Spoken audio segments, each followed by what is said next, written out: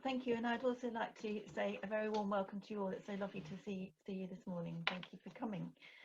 So let's have a moment of quiet together, and I'll lead us in a prayer for this morning.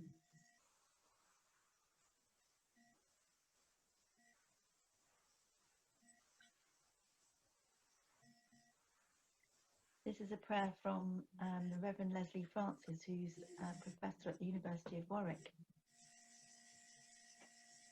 So we pray. Lord God, through these months of lockdown, you have shown us many things. The fragility of our lives, our dependence on others, and how special Christian community is. Help us in the time to come to work out these lessons with humility and grace, as we find new and traditional ways to worship together and make known both the beauty and the strength of our belonging to you and to each other. Amen. And now I'd like to hand over to Sandra.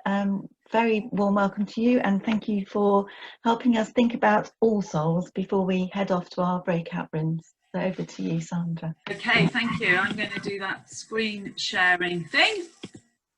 And in my, those of you who watch Pointless won't get this, who don't watch Pointless won't get this, with my best Richard Osman voice. Hello everybody, hello everybody and welcome. It's great to be with you this morning. I'm speaking to you from the beautiful sunny day that we have in the city of Gloucester. Not a million miles from Salisbury in some ways, but in a different place. And it's so marvellous, isn't it, that we can do this kind of thing together on at this time.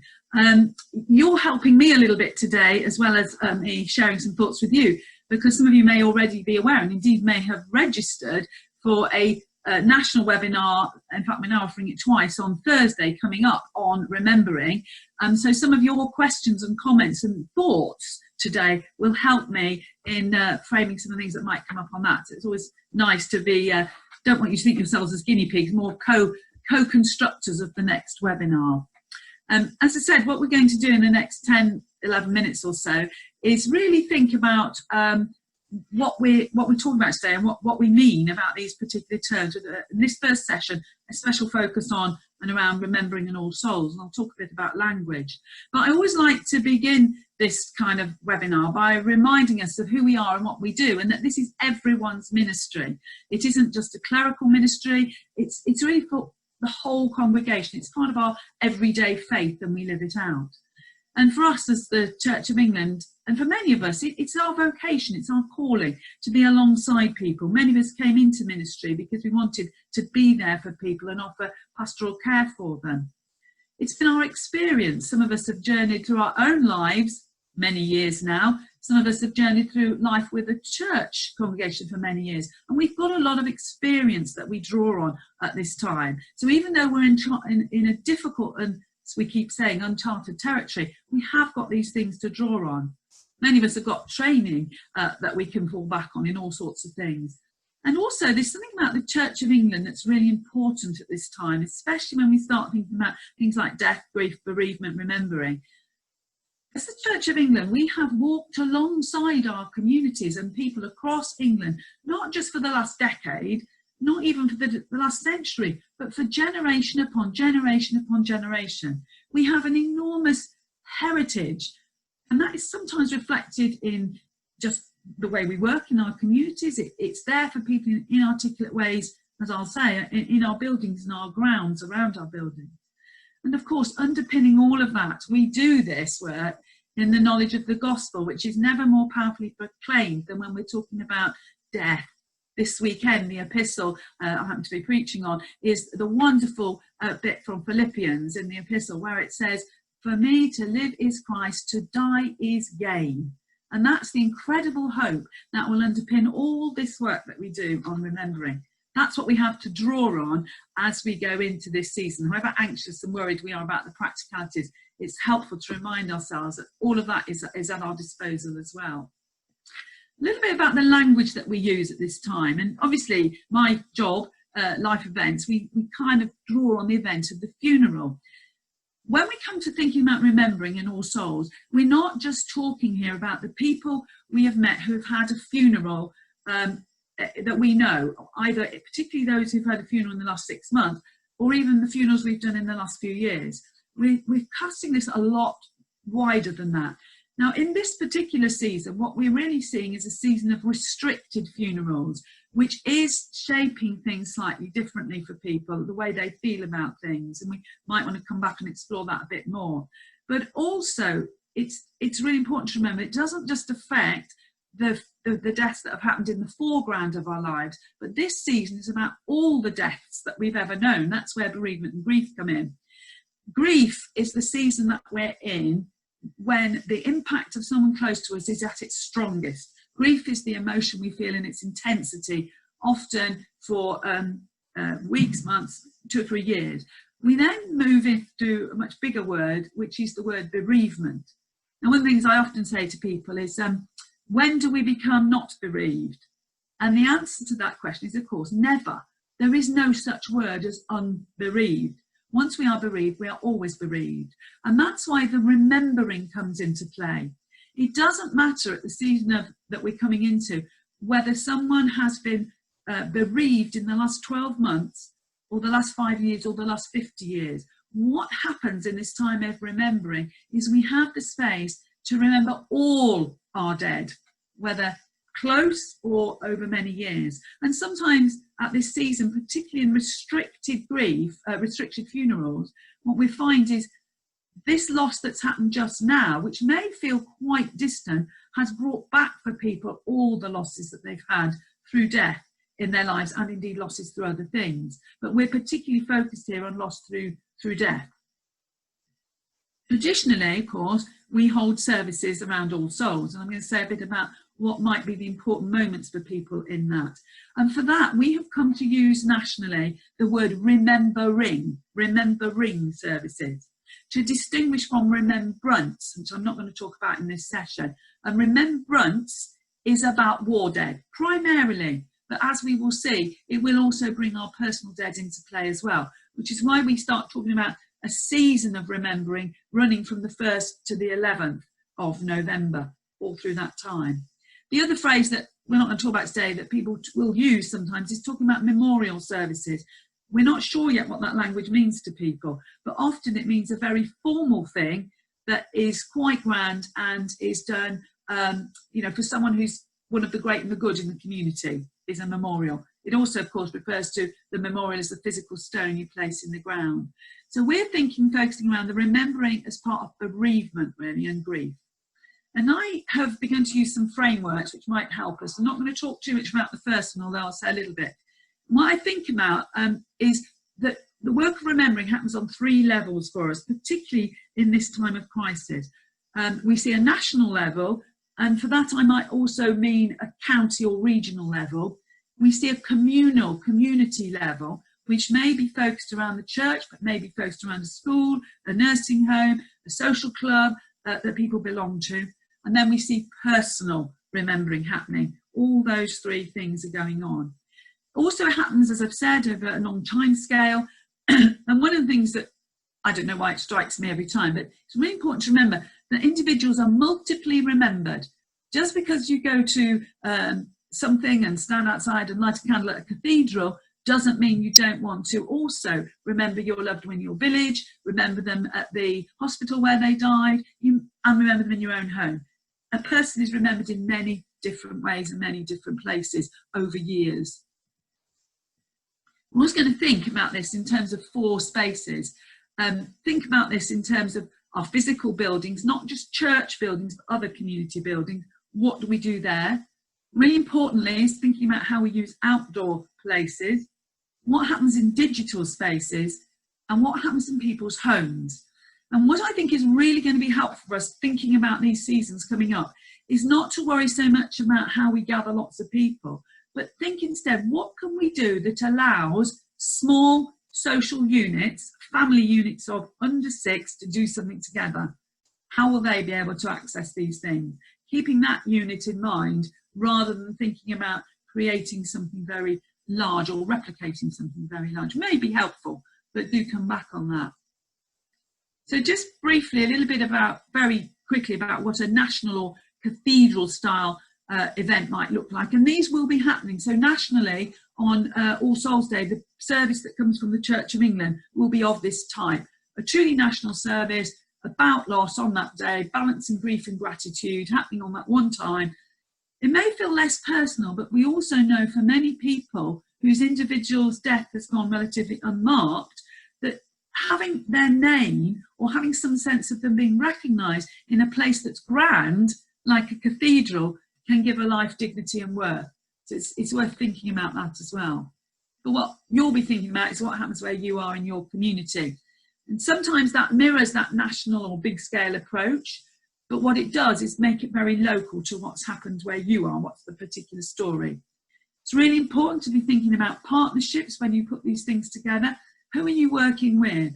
We should be working with funeral directors so much when we create these services now. We should be working with our care homes, our schools, to remember how young people have been impacted, anyone you know in your community, and representing what's happened locally in your situation. You may be thinking of this as one thing on one day. You may be thinking this is your annual All Souls service, or you may be wanting to start to think of, can you do frequent things over a few days, or indeed throughout the year? What does that mean in terms of people's grief and remembering? To be honest, All Souls doesn't mean a lot to people outside the church as a word. Remembering does. And although we're not going to talk about this today, the biggest single time in the year where people remember those they've lost will actually be Christmas. And you know, we may begin to hint at what we might think about, and some of these things will help you think about that as well. Also, I want you to think about what people do at home. Obviously, we've learned already that the desire for memorial service is much less than we thought, but we may want to think of a more informal service that people can access in their home. But in particular now, what can people create in their home that's physical to help them remember on these days, and how are you going to do a digital offering to people at that time? Really interesting for us to think about is the difference between a Zoom service and a stream service, or a, you know, something filmed and then shown later. Each of those has a different impact for people. How do we do that, and in what ways might we use it? And I'm also going to talk about how we use things like QR codes as well. I think there are some significant things that we need to think about, and this is not about us creating liturgy, this is about those who come to us and what's significant for them at this time.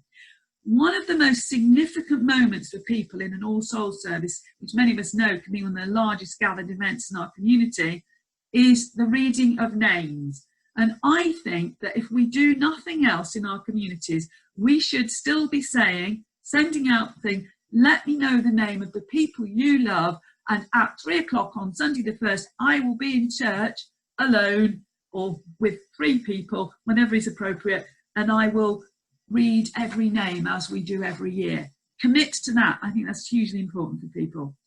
People want opportunities to light candles or to do something physical. How are we going to enable that to happen? Digitally, it can happen online. How do we enable people to do physical things in their own home or in the outside space? How do we reflect that moment of hope that comes in this service? And it is actually something about that sense of eternal life. We will meet again, and also that my loved one is at peace and at rest now, making sure we still reflect that in the sense of the person being safe with God. Making sure we put silence and stillness in for people to hold their own grief and reflections. Thinking about what the traditions might be in your community around this, and allowing the space for the individual story of loss to be placed within the big story of what's happening nationally, true, but more importantly, in the big story of God's faithfulness in this community. And very briefly, because in a minute you're going to go into groups and come up with brilliant ideas yourselves, I'm just going to suggest a few things to get you going. One of the things I think might work very well, if you've got the resource with people, is to really publicise an open time in your church for people to come in individually or in their little family group. So obviously you have to work it out practically, but so instead of just saying, oh my goodness, we can't all gather at 6 o'clock on All Souls, our church will be open from 12 noon till 6 in the evening. People can drop in and sit in this space. So think about how you do that, or Monday evening, Tuesday evening, whatever. I mentioned reading of names as well. Use the churchyard creatively. For example, invite people in the community in the week before, or on the day, or in that week, to come and place a stone that they bring with them to remember their loved one into, perhaps, if you've got the space, the shape of a cross out in your churchyard. That could be filmed and put online. Or if you've got a wall, place them along a wall. Or if you've got a beautiful tree, tell them to bring a gift tag. They bring it with them with names on. Hang them on the tree, and each evening you collect them and remember those names. Think about how you're going to enable prayer moments at home. And as I've mentioned, think about how you use Zoom or streaming. So in 10 minutes, that's all I'll do. And let people go into groups, and I'm sure there'll be many more thoughts that we can share later.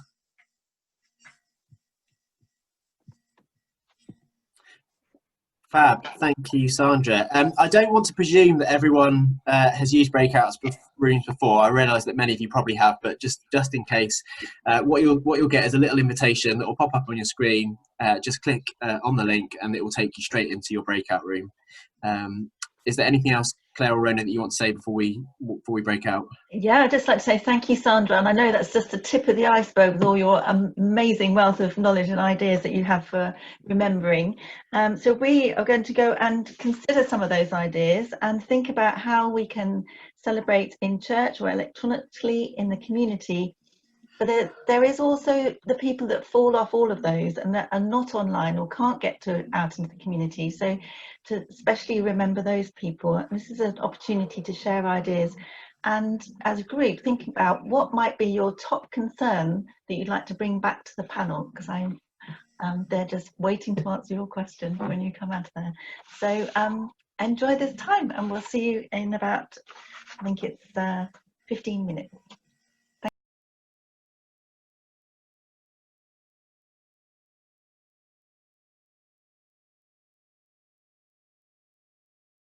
Welcome back from your breakout rooms. People are rushing back from them now to, got about nearly everyone's back. I hope you've had some good discussions. What I'd like to do, I was in room 4, I think we might have been 7 rooms, was it, Steve?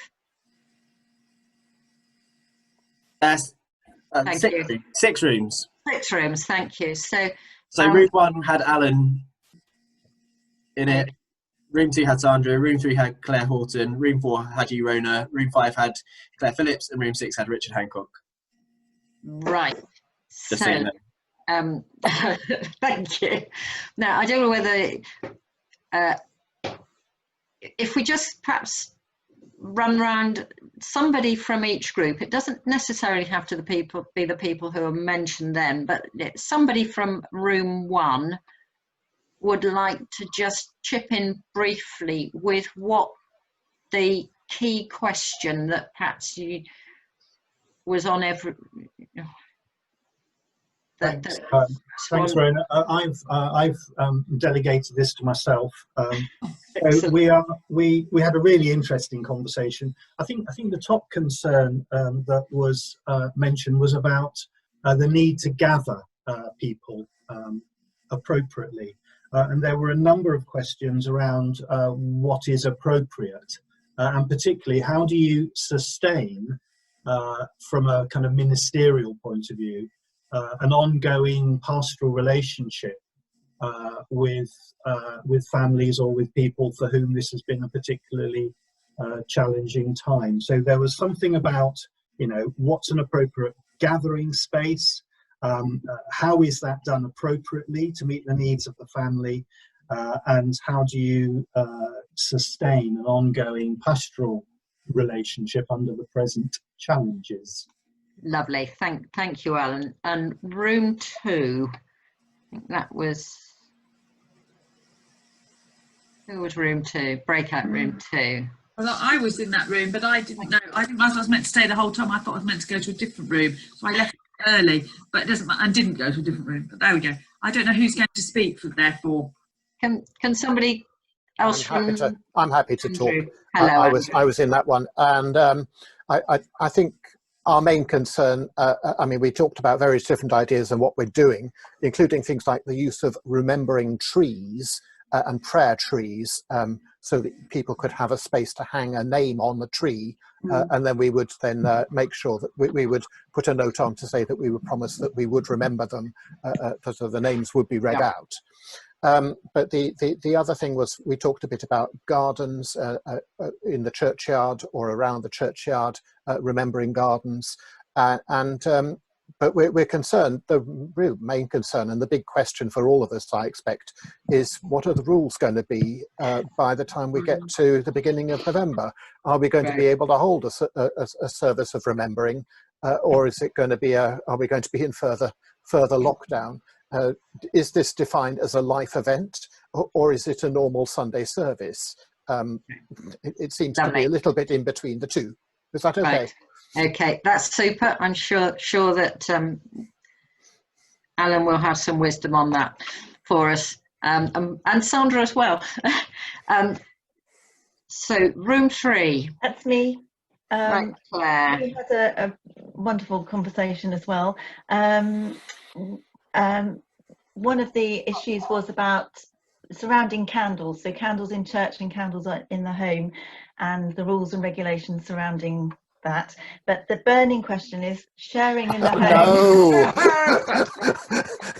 I did that earlier, thank you. That was unintentional, sorry. The burning question is sharing in the home. So if we all heading towards lockdown and none of us can go, how can we support people and help them to perhaps do a prayer space, or how can we support them in the home? Okay, supporting people in the home. Yeah. Okay. I was in room 4, and our conversation was largely, and the big questions were, how do we connect with the people that we didn't take their funerals, we, you know, are unknown to us as an organisation? How can we communicate with them, particularly the ones who aren't on internet and are, you know, Facebook and so on, and who perhaps are still, you know, physically confined to their own homes for whatever reason. People who are, you know, the people who will fall through the net was one of the issues. And actually a really interesting question on a broader theme, really. How is it different this year from other years? Yeah, that's a good question. Or is it different? Or is it different? Yeah. So then room 5. Yeah, that was me. We had a really fascinating conversation about the actual physical, the use of the outdoor prayer spaces and the use of the churchyard. And I know we came up with somebody came up with a really good idea. They were going to have a bag to send out to people who aren't online, because as we said, not everybody by a long way can use modern technology. So we need something that they can be involved as a community. And we had a very good question from Ruth. So I think, Ruth, if you would like to. Is she there, Ruth, anyway? Perhaps she could, she came up with a question she wanted to ask. So. Yeah, well, it was really about a question for Sandra. We know that some people are not yet coming back into church. This is from our own church community, not yet coming back into church and perhaps are not engaging with what we put on locally. And I just wondered if you had any information about how many people are engaging nationally with online services, just to fill in that part of the picture for us. Yeah. Would you like to do that just now, briefly, Sandra? Yeah, well, my short answer is off the top of my head. I do not know it precisely, but we've got 2 main things. I do know that now nearly 300,000 people are using the phone line, which name I keep getting wrong. Can't remember. I keep calling it Faith at Home. It's not called that. Now I can't remember the right name. But the phone line thing, huge. So that's a lot of people. Huge amounts of engagement with the phone.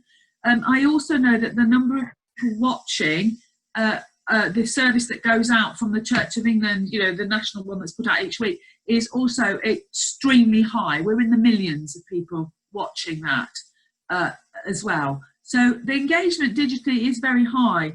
The difference, we could talk quite a lot about that, and the difference between the different platforms and the different ways people engage with it. And the counting of people who watch, say, a YouTube of your church, people are counted when they've stayed with it for a minute. It doesn't mean when we say, 6 million people watched the service, it doesn't mean 6 million people watched it for 45 minutes. No. It means if it was 6 million, that's still an awful lot of people. I've stayed with it for more than a minute. But we have a different challenge about how do we engage with those people, as someone else mentioned earlier. But it's definitely important, yeah. Thank you. Okay.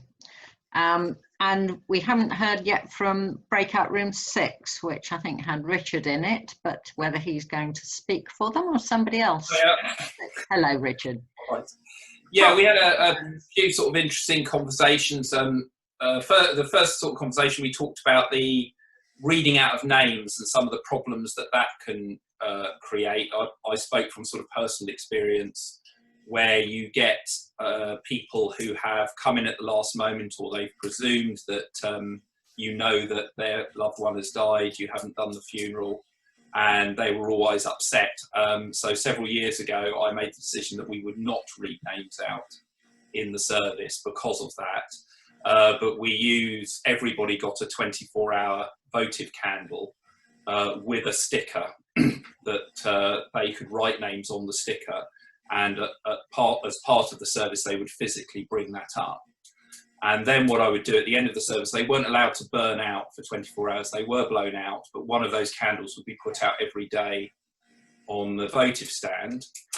We also talked about, another person said that they give out candles, but they encourage people to take them away with them, to either burn them in their home or in their window, or to place them on a family grave, particularly if it's not where the actual All Souls service is. We talked about the idea of, though we might not be able to have a set service for a set period of time, a few people like the idea of having the church open for a day where people could then come and light a candle over the course of a day. We talked about an idea of people meeting at dusk on a particular day outside to be able to light a candle in a place in the village that everybody would be able to see. And finally, the other idea was that to encourage people to put a light in the window on a particular day. Okay, that's lovely. Was there any one particular issue that was surfaced, or was it more of any question that you want to bring back to the panel from room 6 briefly? I don't think there was a specific question, but rather in a sense, of course, we're sort of in no man's land as to what might or might not be possible, really. Okay. Thank you all for contributing from the different rooms. We've got a number of themes emerging there. There's one around sustaining pastoral relationships out of this. The business of the practicalities of gathering and that need to gather. There's getting sorry, brain's gone dead for a moment. Tell you what, how about our panel experts, starting with the issue of how we're going to sustain these pastoral relationships in an ongoing. Shall I? Yeah. Yeah. In many ways, these questions are exactly the same questions that we have to ask all the time. It's not different now than it was before. It's always a question for us. How do we sustain, first of all, how do we begin a pastoral relationship with someone who we, anyway, in normal circumstances? So we might have the route because we take the funeral. We might have the route because someone in our community who attends or has got a contact with church tells us, did you know Jane's dad died yesterday? And you get to know, do all your normal community things. And then it's always a question of what do you do next. Now, the biggest and number one thing we have to do to be in touch with people is to have their contact details in some way. Once we've got a contact detail, it's up to us to sustain that relationship and to give people information. And we talk about this endlessly all the time at life events, that we need to give people information and invitation constantly to come and engage with us. And that actually is the same problem as it's always been. One of the things that's more difficult for us is to think about how do we actually make contact, for example, if we're doing a streamed live service, and, you know, say it's Facebook, and people can put comments in. If any of you do that, you know, you get, hello, I'm in New Zealand today, or, you know, I'm out of Gloucester today.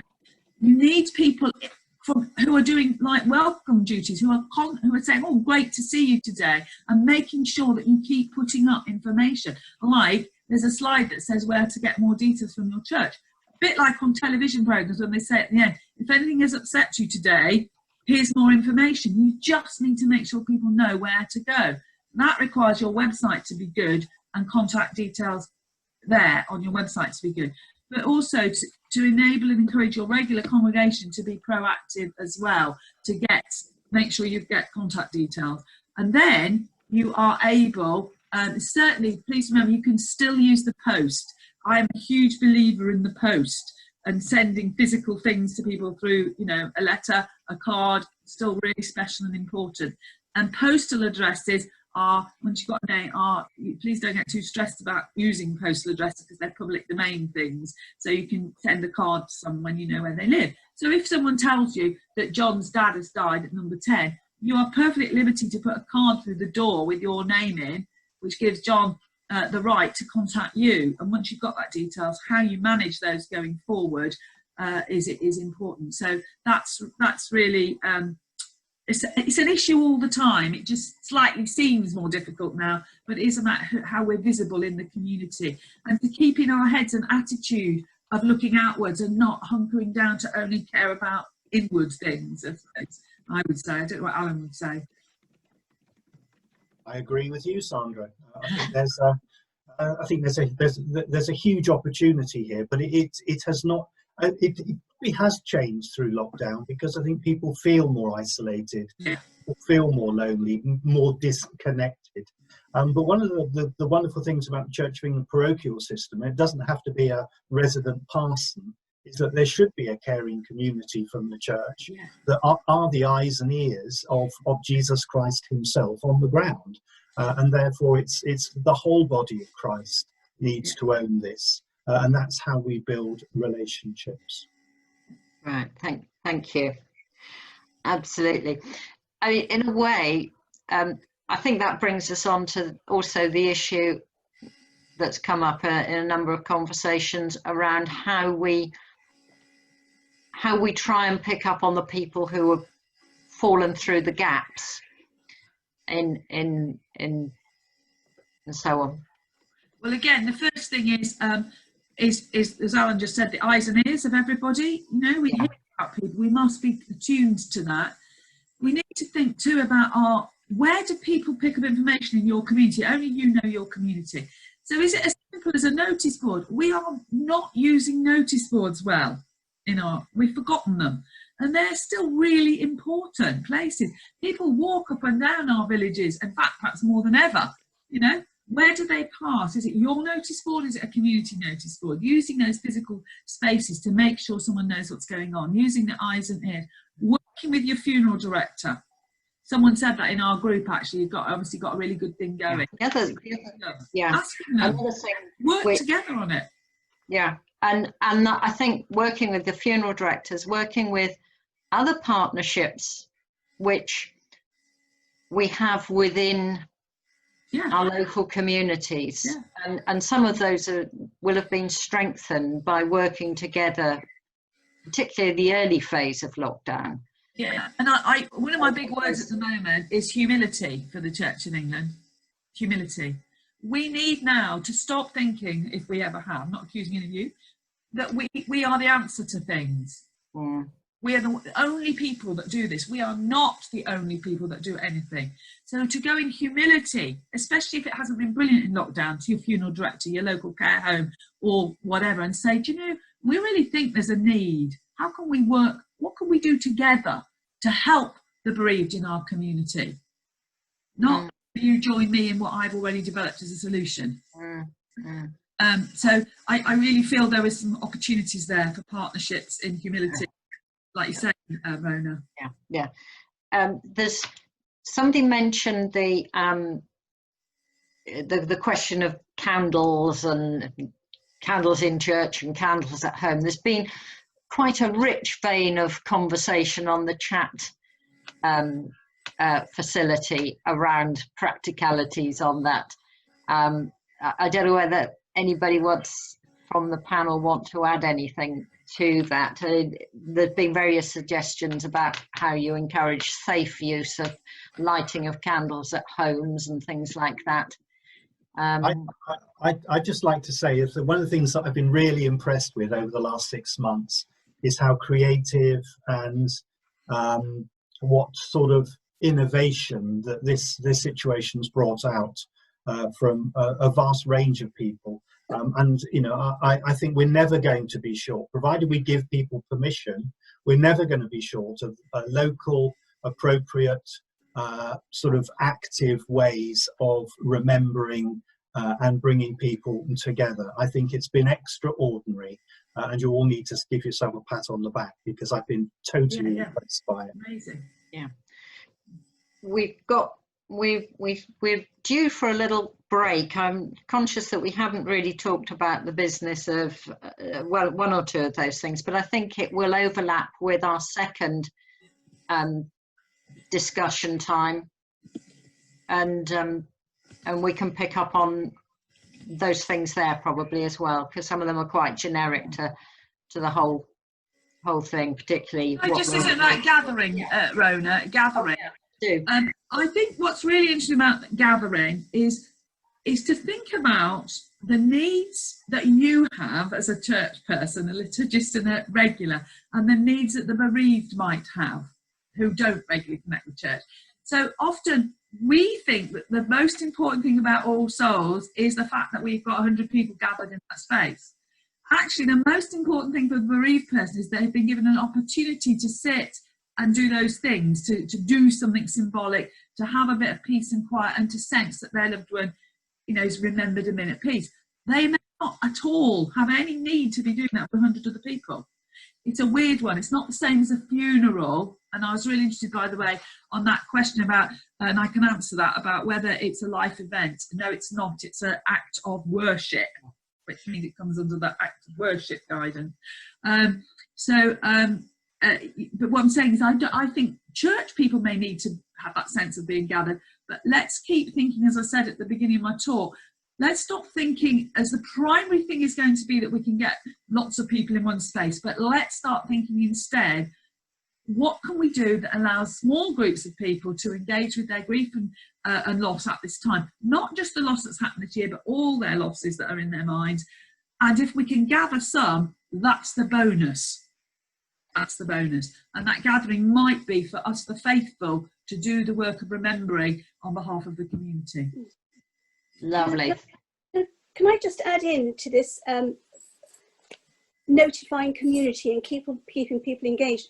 I mean, one of the big things, and we talked about it in our group, is using our schools, because we mustn't forget about our schools, because they are the ones, they can actually get messages out to parents who aren't necessarily church goers, because there is a notice that goes out every week from our schools that gives parents up-to-date information. So that's another way that we can actually notify people of what's going on, and also using our schools as well. You know, that we have prayer trees and remembrance trees and things in our church, so the children are involved as well, because they will go home and tell their parents. Yeah, another key partner to work with. Absolutely, thank you. We're just going to take a couple of minutes break, because we've been going about an hour, and that's quite long enough to be staring at a screen without giving our eyes a little rest from it. So if you want to just take, say, about 3 minutes.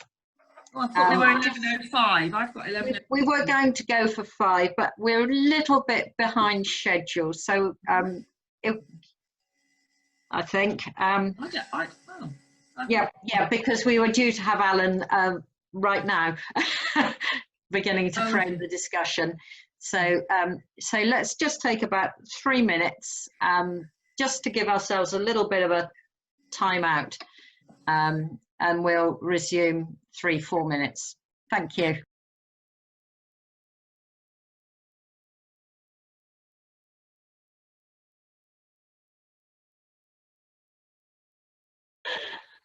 Welcome back. I'm delighted again to welcome Alan, and he's going to be offering us some thoughts to frame our discussion about remembrance, although as Rhona's already said, we'll all be overlapping. There's a lot of common themes going on this morning, so thank you, Alan. Thank you very much. One of the joys of lockdown for me has been being reacquainted with the art of doing a jigsaw puzzle. It's really satisfying when all the pieces come together and you can see the whole picture. That which was fragmented is now made whole. For me, remembrance is the opposite of being dismembered. Things that have been pulled apart have come back and have been brought together. And so remembrance, first of all, is about bringing people together. And of course, when you bring people together, you also bring memories, emotions, a sense of thanksgiving, and also a sense of loss, and so much more. After all, human beings are very complex people. In the armed forces, being together is really important. Quite simply, your lives depend upon it. As an army chaplain, I've been very much welcomed into a family, a regiment, a company, a platoon. It's a relatively defined group of people for whom relationship is absolutely everything. The close relationships formed within the armed forces usually last a lifetime. Even if you don't like somebody, that you have served with them in a regiment pulls you together in an intimate relationship. The same would be true of a ship's company in the Royal Navy or a squadron in the Royal Air Force. As veterans get fewer, I find that congregations in annual remembering services are getting bigger. Why is this? It can't be my short, punchy, humorous 5-minute homily. Quite simply, as the number of veterans become fewer, the family and friends of those veterans become more interested in their history, as well as the history of the person they've loved. So to remember Dad has become remembering Granddad or great-granddad, and uncle and aunties who have been in a uniformed service are not lost to the memory, the corporate memory, but they are rediscovered afresh in the new generation. So I want to make the point, I think remembrance is here to stay, that there will be an ongoing need as a nation, as a community, as a family, or a group of friends to be remembering, to be bringing back together again that which has been fragmented. The 2020 has been, it's an understatement, an extraordinary year. And I think this will impact upon how we continue to remember remembrance as an annual date, but also about who we are as community. So, for example, lockdown has meant that all of us have been separated from those whom we love and used to live alongside. Remembering is something about bringing back people in touch with one another, and touch, physical touch, is something that has been dramatically lost for so many people in the past 6 months. So for those people who haven't served in the armed forces, that sense of separation, that sense of loss, that sense of being fragmented, I think has been appreciated by so many more people. You don't have to go off and do a 6-month tour in a far-flung part of the world to understand now what it means to be separated from those you love. And the other thing to recognise is that the whole nature of community has been reappraised and refreshed. So neighbours helped out each other during lockdown, doing shopping, knocking on doors, collecting prescriptions. All of that kind of thing was new to so many people in our communities. There was the lighting of candles on, I think it was a Tuesday evening. There was clapping the NHS on a Thursday evening. All of that were acts of remembrance that brought us out from behind our locked doors to re-engage with community again. Whole villages turned out at some of the funerals I was part of. They couldn't go to church, but they would stand at the gate of the path to their cottage as a community, and they would remember that person who passed by. So this year, I think, will be the same, but it will be different. It will be different. I think urban will be different from rural, because rural communities are, I think, stronger by the very nature that they're more defined. I think whether you have your remembrance act of worship outside or inside will need some careful thinking. I think virtual has really won itself a place in the hearts of the wider community. And for example, I can remember being pestered by phone calls. You know, we need a bugler for the Remembrance Sunday. It's 11 o'clock. Yes, I know it's at 11 o'clock, but how many buglers do you know? They're even more rare than organists at the moment. But actually, you can probably get the bugler from the band of the Coldstream Guards appearing on a virtual remembrance service near you. So again, I think creativity and innovation will win through again. But let me just take you back to that first image of the jigsaw puzzle. We are all pieces of something much greater than our individual worth. And remembrance, whether you're in the armed forces or part of a village community or part of a suburban parish church, means that you have your parts to play. And it's our duty as the parish church to gather those pieces as best we can so that we become a whole. Thank you very much.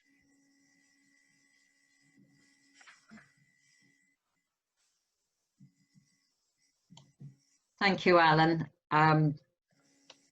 for that. I'm looking at a jigsaw puzzle here.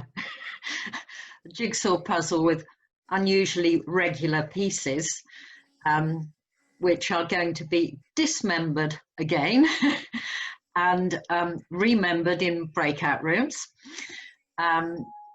Again, for an opportunity for sharing ideas around how we're going to celebrate in church, electronically, in the community, reaching out to those not online as well as those online. So a chance to share ideas and perhaps again to distill any further big questions that you want to bring back to the group.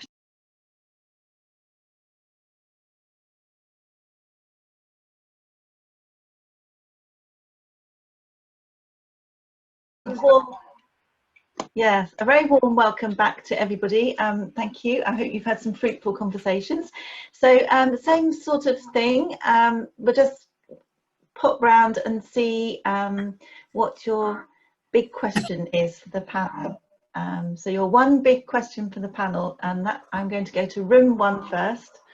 Thank you, Trudy. So we have two, sorry. The first one is who, for the Archdeacon maybe, who's got the authority to lead a remembrance service in our building or outside our building? Can a church warden do it, say? And then the second one is remembrance services, this may be for Sandra, are full of ritual. You've got the bringing in flags, the marching, handing over the flags, laying of wreaths. We're going to possibly have to take a lot of that away. How do we hold in tension remembrance service without the rituals of what they recognise? Or is there a way round it? Is there a loophole? I don't know. So something about the rituals. Thank you. And room 2, I haven't a clue. Who's going to say something from room 2? I was in room 2. good conversation. One is it possible for the diocese or the Church of England to come up with a sort of a template with the appropriate questions for doing a risk assessment for outdoor services, particularly thinking if we're doing things on village greens or whatever, should we be, subject to the rules, be permitting such things at the time? Because somebody's already looked at this quite carefully. They're well on their way to planning outdoor remembrance services, and feels that what's up there at the moment is really more focused on inside buildings, and what do we need to consider for outside. So that's quite a big question, which I think would help many of us. Yeah, thank you. Thank you, Rhona. And room 3, please. Well, that was where I was. What do you think our big theme was, somebody? Who else was in room 3, Steve? Room 3 was Andrew, Jane, Joy, Ralph, Robin, Sandra and Stuart. I would say our big theme is how do we get the huge numbers that all of us experience on Remembrance Sunday into some shape or form that they can commemorate together, whether it's inside the churches or outside. Most of our churches can't accommodate the numbers. I know certainly in our benefice we have 2 churches, and even the biggest is standing room only for the afternoon service, and that's 500 plus. How do we do it? We don't have the answers. Okay, thank you very much. And room 4, please. I think that was mine. I think Ben has a question he wants to ask. Is Ben there? Yeah, Ben? I think my main concern is, of course, that for Remembrance Sunday, the church suddenly removes itself from being host and sort of turns into being a convener. And certainly when we convene and sort of liturgically hold at the War Memorial, we are not hosts in the same way that we are in every other aspect of church. The War Memorial is the civic authority, and so I feel very awkward here in my villages saying, well, we could do something War Memorial, when it's not my call. It's a civic place that we are invited to. And it's part of that humility stuff. We're invited to Remembrance to lead. So I think I'm just struggling with the idea of coming up with a plan at a civic War Memorial when it's not my space. I can't risk assess for it because it's just not, it's not church, it's civic. And it's one of those few times in this instance where church suddenly takes the back seat in planning. And actually, how does that work? When actually, as far as people can see, it's the vicar that's hosting and doing it. So is that tension that I'm struggling with? Thank you. And room 5, please. I thought my group was 4, but I'm very willing to be 5 on the basis of that. We really focused around managing expectations, and I think most of the questions already touch on that, about how so the sort of generic question we were musing on, which the panel might like to reflect on, is how different will this be for 2020? Thank you. And room 6, please. We go. Yeah, so in room 6, lots of things that have already been picked up. The issue about numbers and how we deal with that, whether it's an inside or an outside event, working with in tandem with the other groups, whether it be the British Legion, obviously, but for us, we have very big involvement with the local scouts and how that's going to work. So the need to get these different agencies thinking together. There was a big question about singing at a remembrance service, because the diocesan guidelines are that singing outside or inside for congregations is not permissible, but it is for a choir, and how that might cause friction with the singing of the national anthem. But if this is counted as a civic event rather than a church event, that might escape that issue. And how to get schools involved. There was an idea of, many of us have seen the pebbles that have appeared round about the place was sort of thanking the NHS. My colleague David here, he brought this thing in about this idea of young people could be invited to paint images on of poppies on pebbles, so local schools could be involved with that, and even if they can't physically attend, those pebbles could be brought up in advance and be placed at the War Memorial somewhere. Richard Ferguson also said that they had done a similar thing using the bottom of plastic drinks bottles because they look a bit flower shaped if you cut the bottom off, and how we can include young people and these various groups who might not be physically present, but how they can feel a part of that. Okay, Is there thank anything you. I missed, folks? I think that was it. Thank you very much. Thank you. One thing that came to my mind from something that Alan said actually about when we were used to stand outside and clap for the NHS was there a way of we can involve the whole community by encouraging somebody to take their poppy to their door or to their gate and do the 2-minute silence whenever that might be for them, and then perhaps as an act of remembrance, so people can do that from their window even. I just thought we kind of, that's something that could blanket the whole community if we end up none of us being able to gather anywhere.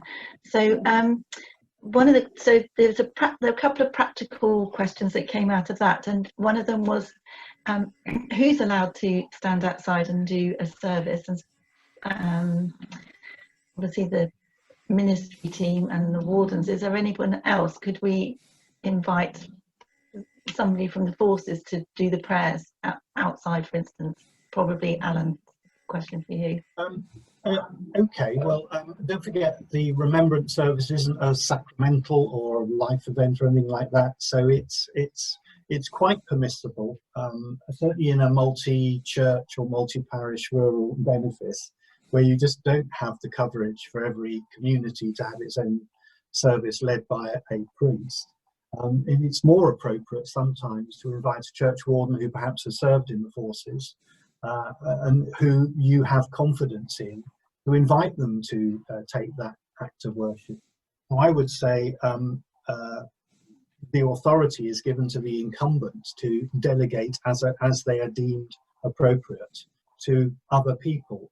And I think it's really important that each community is given an opportunity of celebrating, or not celebrating, remembering this in the most appropriate way.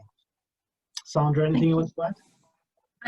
No, I think that's absolutely right. And this is I'll go back to what I said earlier as well about partnerships and humility in this one, that this is a great moment for us to just work together with people. And Remembrance has always been like that, as you say, this peculiar mixture of our involvement as the Church of England in it. And that's where we become, if you think about it, that's why we get so involved in it. And everybody else is involved with it. So it's a great moment for us to be open to involving more lay people, to involving proper partnerships with others, to help us do the risk assessments and to work in other spaces and so on, and to really truly be doing something that's more open. And yeah, and I think there were lots of people. I think the Zoom service, I don't know others you, I've heard this in a number of places, and certainly it's been my experience that leading Zoom services, lots more of our congregations have shown their abilities and their voices to engage and reflect and take part in what's going on. And this might again just be another way in which we can let go of some of the things we hold on to sometimes as clergy and say, do you know what, we can free others to do these things. I like the way you put it, that we delegate as incumbent. I'm not one. Delegate incumbents to do this as appropriate. It's great praise. Thank you. Thank you. It's interesting. Can I just chip in?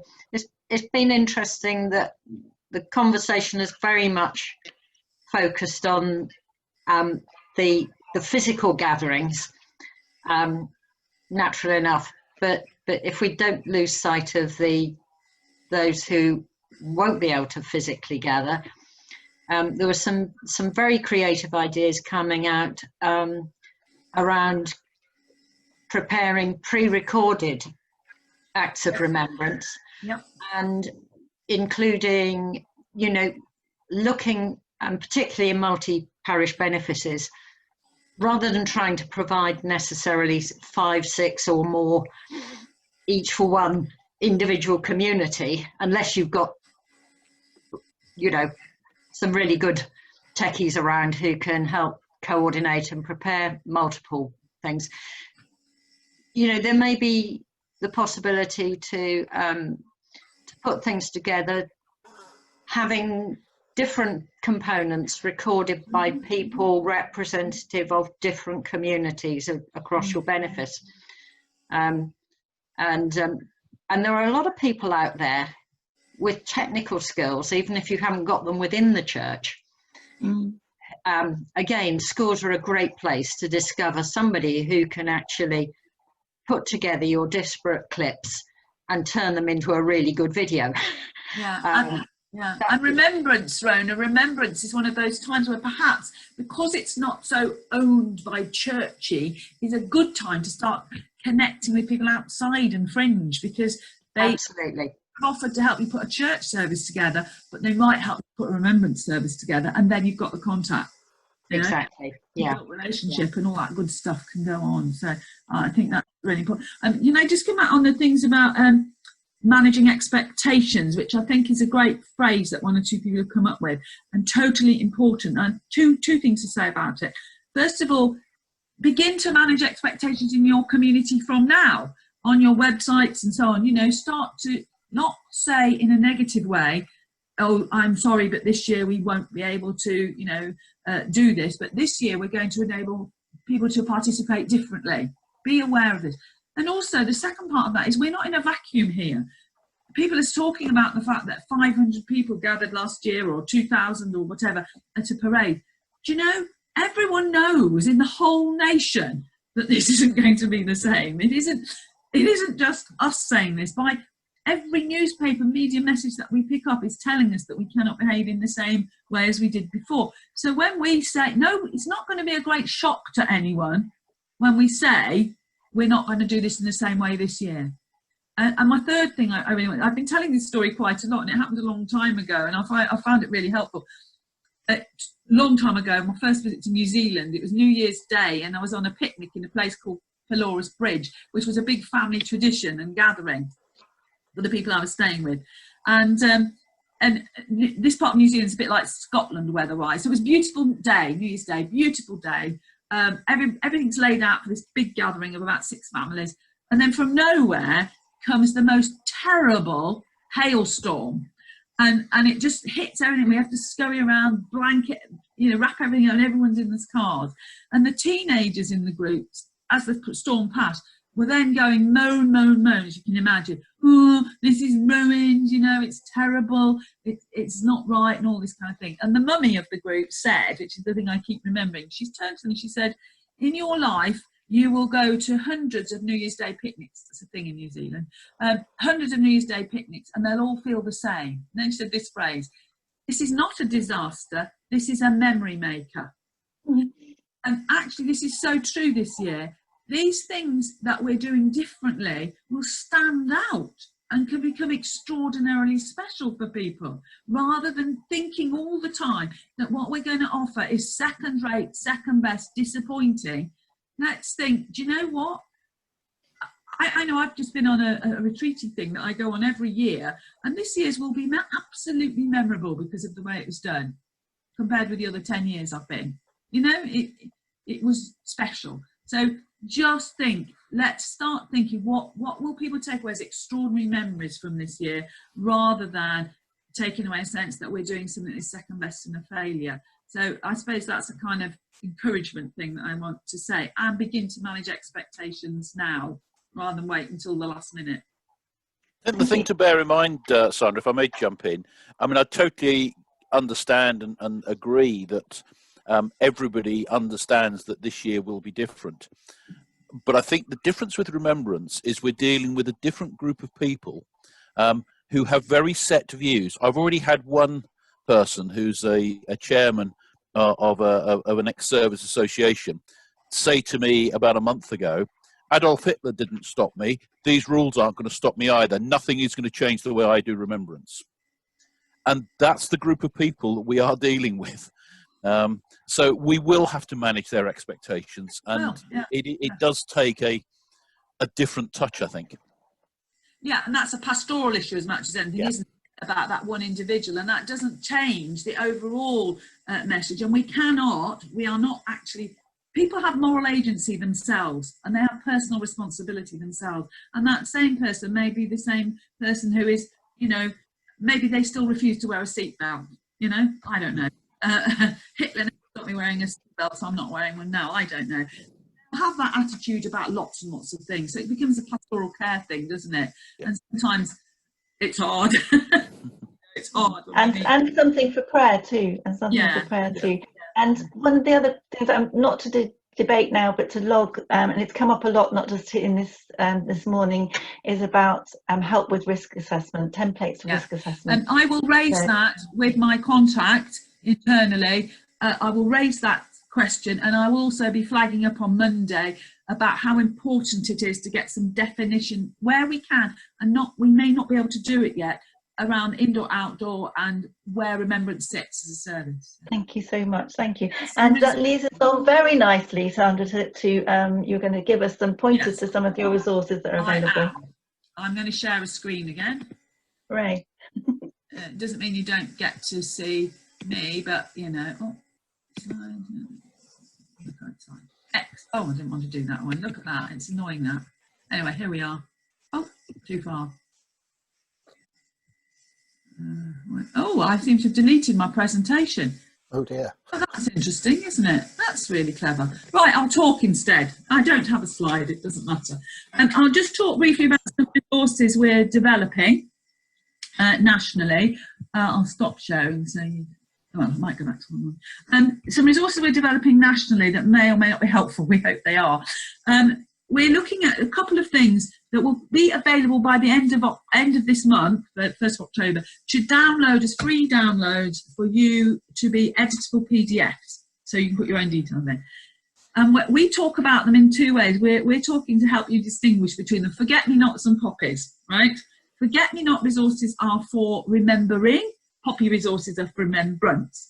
So basically the same thing. We're going to be making available a poster, and I actually think good old-fashioned posters in communities are an underrated resource that tell people what's coming up. And the posters are going to feature a QR code that people can just, and people are getting so much more used to it, especially those that have been out and about, because restaurants are using these a lot. Basically, you hold your phone against it and it will take you straight away to a site that will have 4 prayers on it, a prayer for all, remembering all the people you are in your heart and mind, a prayer for about specific grief at the moment, a prayer for your family and friends, and the Lord's Prayer.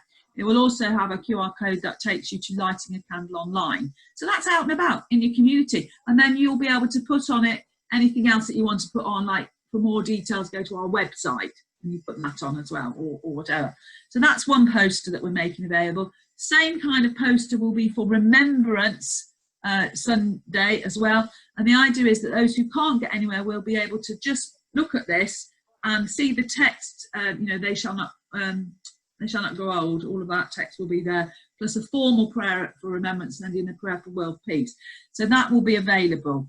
The second thing we'll have there is some focused invitation cards, which are very vague and enable you to edit and put, for example, a Zoom service detail in, whatever it is that you end up doing, if you want to be able to invite people. And the third thing is we're developing 2 prayer cards, a forget-me-not and a poppy. The forget-me-not prayer card will simply have 1 prayer on it for people, and a space for people to write names, for people to use at home on that day or in that season. You know, and it will say, you may be be able to be, they might be watching something online at that time, but they'll have something in their hand. So you could post that to someone as well. Or it'll be emailable.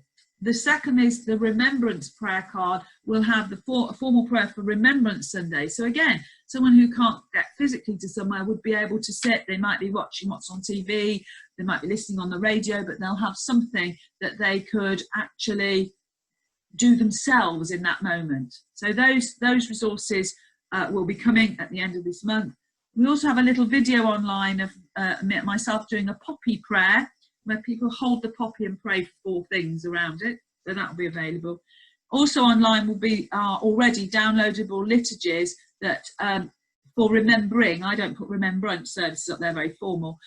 There's a more traditional one, All Souls, but we've also got an outline for a more creative service called Pray, Think, Remember, which you could look at online. Where do you get these things? You get the resources and the ideas that we share all go on something called the Church Support Hub, which you should know about. Printed stuff that's ready printed can be bought. Afraid it's no longer available free on, we ran out of that, on Church Print Hub. My final thing to tell you, yeah, this has gone to an old presentation, I think. Maybe that's what's gone wrong here.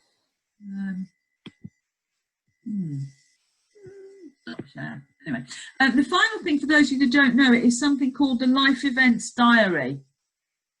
And the Life Events Diary is free online administrative software from the Church of England that allows you to manage your contacts that you make through any life event service to keep in touch with people. We have some webinars coming up that allow you to, half-an-hour webinars, that allow you to investigate that as a possibility, a tool in your parish. It might not, it might be if you have lucky enough to have an administrator, they go and find out more about it, but it is free. It is free in its basic resource, and it is the Church of England recommended parish administrative tool. So I'm sorry I lost my screen on that, but those are some resources, and yeah, that's fine. And do feel free, anybody, to email me directly with any thoughts and questions at any time. We do our best to answer you with anything we can. That's brilliant. Thank you very much, Sandra. Just to remind you that there are resources being posted up on the diocesan resources page for celebrating the seasons. A video of this this webinar will also be posted once Steve, who's very kindly broken off from a family holiday this morning to host this for us. In a few days' time, he'll be back in the office, and he'll then be able to do any editing and get the recording of the webinar up on the Celebrating the Seasons resources page as well. Quite a lot of what Sandra has mentioned is contained in the resources sheets that will be up on that page.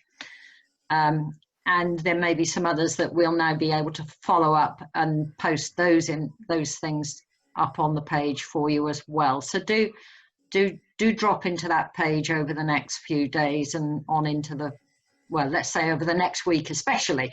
We'll be trying to just add in anything that we've gleaned that will be of value across the community, and it, you know, encourage others to drop in as well on that page. So we hope that that has been of value. It's been lovely to see some nice positive comments popping up in the chat. Thank you all for your participation and the way you've all contributed so much to this this time together this morning. Keep sharing your stories, the resources. Keep remembering that even if you only do one small thing extra to what you might have done normally, that is brilliant. And we all work within the resources and the capabilities we have. Remember that often people outside of church life will be more ready to help with these things than we are to ask. So a bit of humility and a little bit of courage sometimes as well to pick the phone up and talk to somebody and say, well, you're from a different organisation, but this is something that we think may be close to your heart as well. And can you help? So stay positive. See, we can use this as a great opportunity. Particular thanks to Sandra and to Alan for being our experts today. But don't forget that each one of you is an expert. You're the people who know your communities, and bringing our external experts together with the local ones creates a real synergy, which I hope will be valuable in the month, 6 weeks ahead as you plan for these really special events and ongoing processes. I'm going to hand over now. Oh, and a big thanks to Steve again for hosting us. So I'm going to hand over to Claire to just finish with a prayer for us as we go. I'd like to add my thanks to everybody for coming in, being so inspiring with your suggestions and ideas. And I know that Steve's saving the chat because there's a whole wealth of information gone on there. And to my thanks to Sandra and Alan and Steve too. Thank you. So let us close with a prayer, which is our Renewing Hope prayer. God our Father, renew our hope by the Holy Spirit's power. Strengthen us to pray readily, serve joyfully, and grow abundantly, rejoicing in Jesus Christ our Lord. And if Steve or we can all unmute ourselves, let's share the grace together and make a holy noise. Don't do it now. We've been on mute. Well, shall we say together, the grace of our Lord Jesus Christ, and the love of God, and the fellowship of the Holy Spirit be with you all. Amen. Amen. Brilliant. Thank you.